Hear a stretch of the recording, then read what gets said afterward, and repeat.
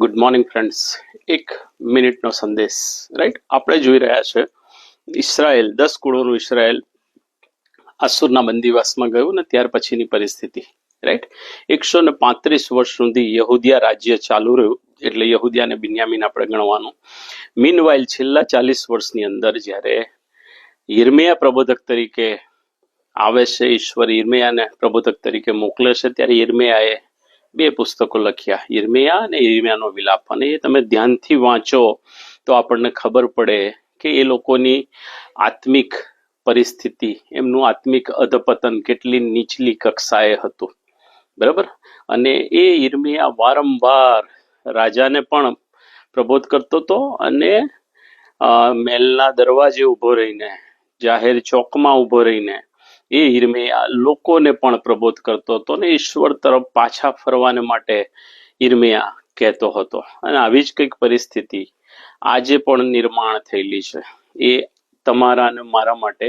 કેમ? કારણ કે તમે ને હું ખ્રિસ્તના લોક તરીકે ઓળખાઈએ છે, પણ આપણે આપણું અધપતન જોઈ રહ્યા છે, પરિસ્થિતિ સમાજની જોઈ રહ્યા છે.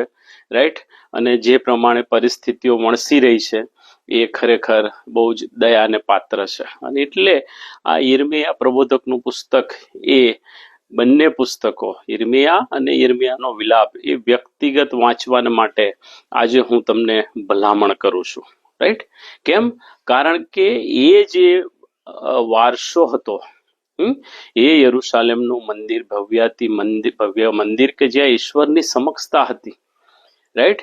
અને એ યરુશાલેમ શહેર કે જે મોટા રાજાનું નગર યરુશાલેમ હતું, અને એ દાઉદનું નગર, દાઉદનગર, સિયોન નગર જેને કહેવામાં આવતું હતું, એ બધું જ નેસ્ત નાબૂદ થઈ ગયું યિર્મયાહની નજરની સામે, યિર્મયાહની નજરની સામે. અને એટલે તમે યિર્મયાહનો વિલાપ વાંચો. મારી સાથે તમે જો બાઇબલ ખોલો તો તમને ખ્યાલ આવે. યિર્મયાહ પ્રબોધકનું પુસ્તક જે છે, બરાબર, એની આગળની સાઈડે રાઈટ યિર્મયાહનો વિલાપ આવે છે. જો તમે યિર્મયાહનો વિલાપ વાંચો તો તમને ખ્યાલ આવે કે પ્રભુ શું કહેવા માંગે છે. રાઈટ. યિર્મયાહ પ્રબોધકના પુસ્તકની પછી યિર્મયાહનું વિલાપ આવે અને એનો બીજો અધ્યાય અને એની 15મી કલમ તમે વાંચો તો યિર્મયાહ ભારે હૃદયે રડતા રડતા એની નજર સામે યરુશાલેમ મંદિર, યરુશાલેમ શહેર અને દાઉદનગર એ એની નજરની સામે ભડકે બળતું હતું. કેમ? કારણ કે નબુખાદનેસ્સર રાજાએ આવીને એ બધું જ બાળી કાઢ્યું હતું, ભસ્મ કરી કાઢ્યું હતું, જમીનદોસ્ત કરી કાઢ્યું હતું. અને એટલે યિર્મયાહ પ્રબોધક, અહીંયા તમે 15મી કલમ વાંચો, યિર્મયાહનો વિલાપ બીજો અધ્યાય, તો કહે છે, જેઓ પાસેથી ને જાય છે તેઓ તારી વિરુદ્ધ તાળી પાડે છે. કોને? એ ઈશ્વરને ફરિયાદ કરે છે કે આ મંદિર પાસે થઈને જે લોકો પસાર થાય છે એ તારી વિરુદ્ધ તાળી પાડે છે. તેઓ ફિટકાર કરીને યરુશાલેમની દીકરીઓ સામે માથા હલાવે છે. જે નગર ને લોક સુંદરતાની સંપૂર્ણતા, એટલે દુનિયાનું સૌથી સર્વશ્રેષ્ઠ સ્થળ, સુંદરતાની સંપૂર્ણતા જેને કહેતા હતા, આખી પૃથ્વીનું એ આશાસ્પદ એને કહેતા હતા, એ શું આજ છે?